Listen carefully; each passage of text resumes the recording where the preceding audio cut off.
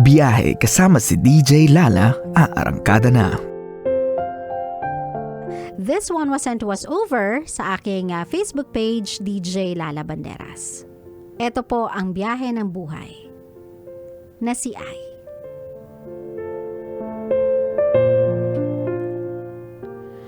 Hi DJ Lala, itago mo na lang ako sa pangalang Ai. May tanong lang po ako. Sana po mabigyan niyo po ako ng advice. May naging girlfriend po kasi ako na isang single mom since 2017 until 2021. Di naman po issue sa akin na single mom siya. Okay naman po ang relationship namin kahit na may away pa din. LDR po ang naging relationship namin. Nagkasama po kami pero saglit lang. Nagbalak po akong magkita ulit or makipagkita ulit pero inabot po ng pandemic. Di na po natuloy. Fast forward to 2021. Bigla na lang siyang naging cold. Then unti-unti nawalan ng time. Naiintindihan ko naman kasi may business siya at sa anak niya. Pero pagdating ng May 3, 2021, last call namin, she told me na may problemang malaki kami. Then nagtry po ako mag-call mga 100 times. Ginawa ko yon 100 times para makausap siya. Inaraw-araw ko pagtawag sa kanya para malinawan ako. Pero hindi ko na siya makontak. Naka-block din agad ako sa messenger niya. Pagdating ng May 11, 1 week bago mag-birthday ko, nakita ko sa messenger niya, nakasal na siya. Na-access ko kasi FB niya that time dahil pina-recover niya sa akin na open ko. Di niya nalinaw ang reason kung bakit ako pa ang lumabas na masama dahil parang gusto ko daw na piliin niya ako against sa family niya na never kong sinabi sa kanya. Maybe kaya hindi kayo nagkakaintindihan kasi wala kang punctuation marks. Hindi ko alam kung kailan nag-i-end yung sentence mo. At kailan siya nagsisimula. Maybe that's the reason. Sabi niya, DJ Lala, sa tingin mo po ba dapat ko bang alamin yung reason niya? Bakit niya ako hiniwalayan ng walang dahilan? Kaya gusto ko lang po malaman kasi natakot ako na mag-try ulit magka-GF dahil takot ako na baka maulit yung ginawa niya. Para na po akong na-trauma. Sana po matulungan niyo ako. Thank you po. God bless. Kahit dito na lang po ako sa messenger, okay lang. Yung mga ganitong problema, hindi kaya to ng messenger, my love. Kailangan to pinag-uusapan. Well, anyway, as to answer your question, kung dapat mo pa ba siyang hinga ng rason or ano bang gagawin mo kasi hindi ka makakuha ng rason sa kanya, well, obviously, kung hindi ka nakakuha sa kanya ng kasagutan before, nung hindi pa siya kasal, what more now? Na meron na siyang someone in her life, na meron na siyang katuwang sa buhay, na meron nang tumanggap sa kanya, dinala siya sa altar, pinakasalan siya at inako yung anak niya bilang kanya. Do you think i-risk niya na mawala yun sa kanya just to explain things to you? She will not, my love. Pangalawa, alam mo na yung pakiramdam niya nung nawala yung tatay ng anak niya sa kanya. I mean, nung naiwan siyang mag-isa with her kid, then pandemic came. I'm sure. Hirap yun para sa kanya. Sobrang confusing, sobrang challenging nun para sa kanya. So, imagine, would she risk it one more time na mawalan ng tumata yung ama, yung anak niya? Just because kailangan niya mag-explain sa'yo. My love, I don't think so. So saan ako patungo sa mga sinasabi ko? Where am I getting at? My love, pine-prepare kita sa katotohanan na you may never get the explanation that you want, nor need. Na baka hindi mo na makuha yung hinihingi mong explanation sa kanya. Sometimes, we don't really have to explain anything to anyone.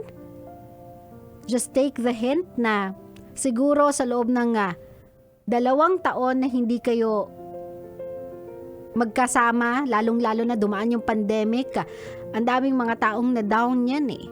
Doon niya na-realize siguro na it's hard not to be with someone that you are with. Na long-distance relationship for a single mom like her is not really gonna work. So maybe, doon sa 2 years na yon, nakilala niya tong taong to, someone that can be there for her, can be there for her child. And aside from the most practical thing to do, she must do what's best for her child. And that is to be with someone who is there, who's present. Nagigets mo ko, my love? I'm not saying na yung reason niya ng pakikipaghiwalay sa'yo ay more on the practicality side ng buhay. But that one is somewhat acceptable. Don't you think? Diba? Parang kapag inisip mo, kapag trinay mo siyang intindihin, dun mo masasabi na, gets ko siya. Bilang isang babae na dumaan sa pandemic, mayroong anak, maybe walang stable income. Kung kaming nga pamilya, ako ngang walang anak, nahirapan nung dumaan yung pandemya, sinubok ako financially, what more pa? Yung katulad niyang merong umaasa sa kanya, may binubuhay na bata. She must have done something in her life, decided not only for herself, but for her child as well. Maybe she made that decision kasi alam niya sa sarili niyang that is what's best para sa anak niya. Again, I'm not trying to make an excuse para sa kanya.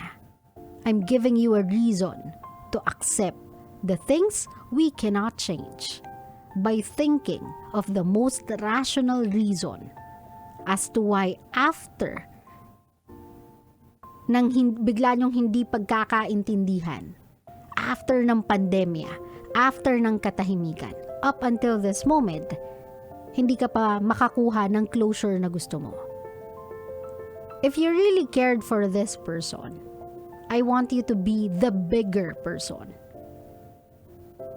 Hindi naman lahat ng babae katulad niya eh. Or hindi lahat ng magiging relasyon mo magiging katulad nun. Pero if there's one thing din siguro talaga, my love, that you have to take into consideration kapag pumapasok ka ng relationship, is yung priorities ng partner mo. You have to understand. Lalong-lalo na ang single parent. Sa lahat po ng mga magsusubok ma-in love, makipagrelasyon, makipag-boyfriend-girlfriend, sa isang single parent, you must know their priorities. It can never be you first. Kailangan sila ng anak nila. So whatever it is that's best para sa mga anak nila, yun ang kukunin nila at gagawin nilang desisyon. Dito sa side siguro na, my love, na ikaw pa yung lumabas na masama sa pamilya niya, I get it. Nakakasama ng loob on your end. But maybe she is just trying to find an scapegoat sa kwento ninyong dalawa. Because she knew deep inside that what she did, what she may have done, while kayo pa ay mali. So, just not to disrupt anything that's going on great para sa kanya, para lang hindi siguro masayang o mawala pa kung ano yung maganda ng storyang nabubuo sa buhay niya. Ginawa niya yung kwentong yon para na lang sa ikabubuti nilang mag-ina. Kasi para sa kanya, hindi mo na rin naman malalaman yung katotohanan kasi you guys are far away from each other. Little did she know you have access sa messenger niya. And may I suggest that you give her her privacy back. Ibalik mo na yun sa kanya. I know, my love, that you are traumatized by your experience with her. Pero let me tell you this. Those people you'll meet in the future, hindi sila katulad nung past relationships mo. Just like me. Hindi lahat ng mga nakikilala ko ay katulad nung nanakit sa akin nung nakaraan. Based on experience, it's always a different one. Different kind of story, different kind of challenges, different kind of issues, different kind of pain. Ang nag-iiba na lang naman talaga sa mga sitwasyon na yan, bukod sa partner, ay ikaw. Kung gaano ka mas pinatatatag ng bawat hagupit ng maling karanasan sa pag-ibig. So you can protect yourself all you want, that is your right. Karapatan mo yan, proteksyonan yung sarili mo sa sakit. Pero wag mong ipagkait sa sarili mo yung kasiyahan. Paulit-ulit ko tong sinasabi sa programa at hindi ako magsasawang ulit-ulitin to, my love. Kung nasaktan na tayo ng tao na minahal natin sa nakaraan, binigyan na nila tayo ng pangit na memory, pangit na alaala, wag na natin silang hayaan na kunin pa yung kinabukasan. Wag natin silang hayaang pigilan tayo na humanap ng bagong kasiyahan. Let's bid goodbye to the past pain that we have experienced. Easier said than done, yes. But if you'll not start today, if hindi ka magsisimula today, then you'll never get there. You'll never experience love once again. So let go of this pain. Let go of this need sa closure, sa explanation. Kasi there's nothing more to explain. Tapos na eh. What's done is done. And nothing will ever be said na mag-change ng kinabukasan. Pagmulat mo kahit nag-explain siya sa'yo, it will still be the same. She is still gonna be married and you are still gonna be single. So kung wala naman siyang malaking impact sa kinabukasan mo, then I suggest, just let it go. Don't waste your time holding on to something na wala na rin namang gamit sa'yo. Wala nang benefit sa'yo sa kinabukasan. Plus, ibigay mo na to sa kanya. Sa tagal-tagal niya sigurong naghintay, sa tagal-tagal niya sigurong nangarap na magkaroon ng someone na makakasama habang buhay, someone na tatanggap sa anak niya, someone na tatayong ama sa anak niya. Ayaw niya na lang gumawa ng kahit ano sa nakaraan niya, or ayaw niya na lang sigurong may sumingaw pa sa nakaraan niya, nasisira ng kung anong meron siya ngayon. Kung hindi mo to kayang gawin para sa kanya, gawin mo na lang to para sa anak niya. Do not take away the chance of that child to have a family just because you need your closure. Again, be the bigger person, my love.